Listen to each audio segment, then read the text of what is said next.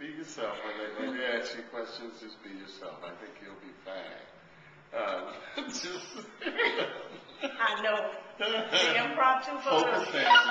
Be yourself. Right, and that's what I certainly need to make sure that I do. Yeah. Narrow my thoughts down to a single stream of information instead of the wide broadband of stuff that my brain wants to see.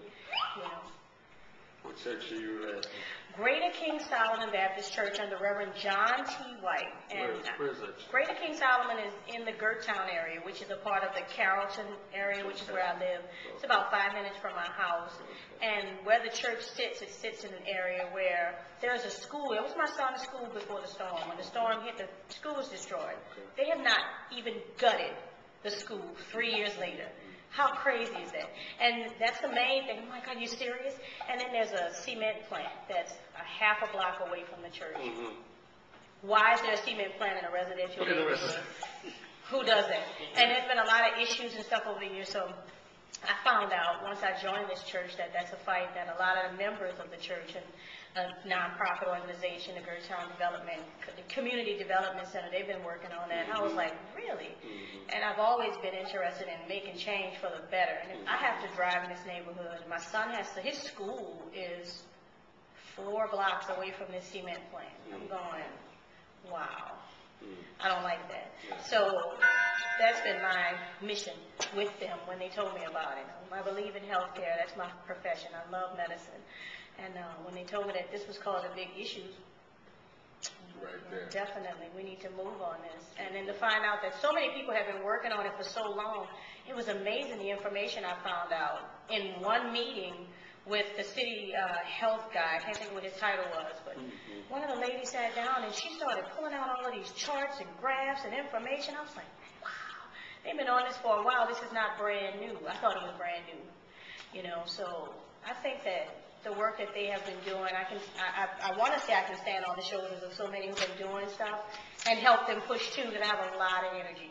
And I'm very skilled with things that maybe they need help with. Maybe, you know, computers, I got that. You know, I can put together what they need and do stuff like that. Whatever they need to help them accomplish what they're working on, I believe. Yeah. All right, so who I am. I am a single working mom.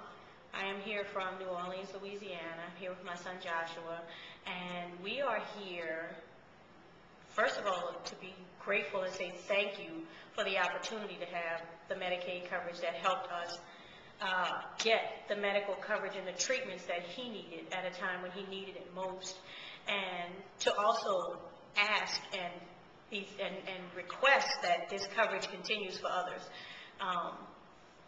I can think of a better way to say that, but it came out so long. That's who I am and why I'm here. And how did you get involved in this whole thing in the first place? I got involved through my church, which is the Greater King Solomon Missionary Baptist Church in New Orleans. I got involved through the MICO Project, which is a local community organization. It's a group that helps organize communities, and it's a part of the PICO network. And the PICO network is a larger group that does the same thing. They help organize, they help communities get organized, and they teach them how to do it in such a way that we can be effective. And it teaches us that, you know, numbers count, and that we should certainly all be involved in the change that we need. And this is one of those things, you know, change needs to happen in the area of medical coverage. We need to have minimal, bare minimum. We don't have to have minimal. I need to stop saying that. We need to have health care coverage, and it needs to be available to everyone. I've got to stop saying the word minimum. And what's it meant to have SCHIP coverage for your son, Joshua? What it means to me, it means everything to me. You know, without it, he never would have received the treatments that he needed to get better. You know, he would have certainly had, of course, the option of the ER visits and things like that. I don't think that would have been nearly as successful as having his own pediatrician who could diagnose and help us ultimately treat his situation and give him the treatments that he needed. So it's everything to both of us. So you're excited to be here? I am stoked. I am very excited, especially in this time with the brand new president and his ideals and everything. I so believe in what he's talking about, and I would like to see the change happen across the board that needs to happen in every department, but we should certainly start with something, and I think healthcare coverage should certainly be the start. Great. We're almost there, and I guess the energy levels are really high because I haven't realized that my feet should be frozen. The energy is so high. Well, coming from New Orleans. Well, yeah, this is a great temperature difference for us. I mean, we've had our Very, very happy, very proud of all the work that we've been able to do. And finally see the culmination of it. May not look like I'm excited. Looks like it's cold. It's a little cold out here, but it's worth standing out in the cold position. Imagine many of the kids stand out in weather like this and then be sick and not be able to go to the hospital. So we truly thankful for our President and Congress coming together to sign the bill.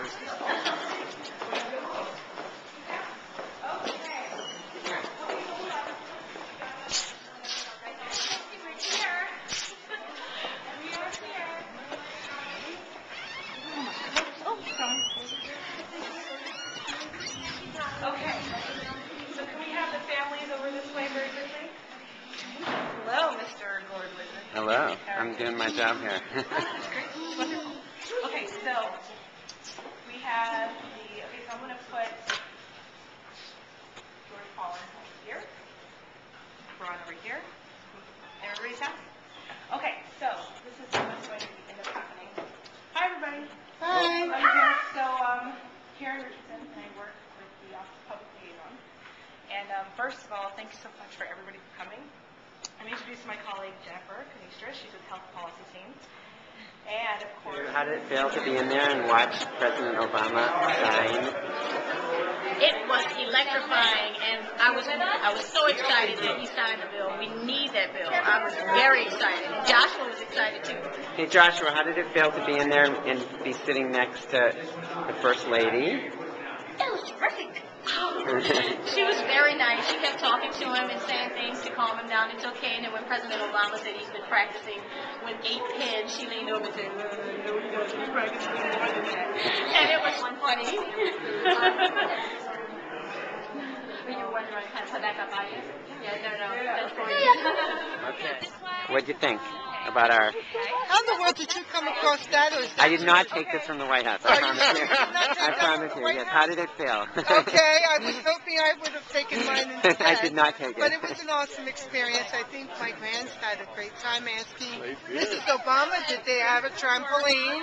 And of course, they even dared to ask the president. And like he said, it's only the beginning of getting all Americans covered by health insurance. And that's the key thing that we need to aim for now. We've got the first Thank you, one. Karen. Fantastic, overwhelming answer to prayer. Yeah, and don't miss your train, so bye. Yes.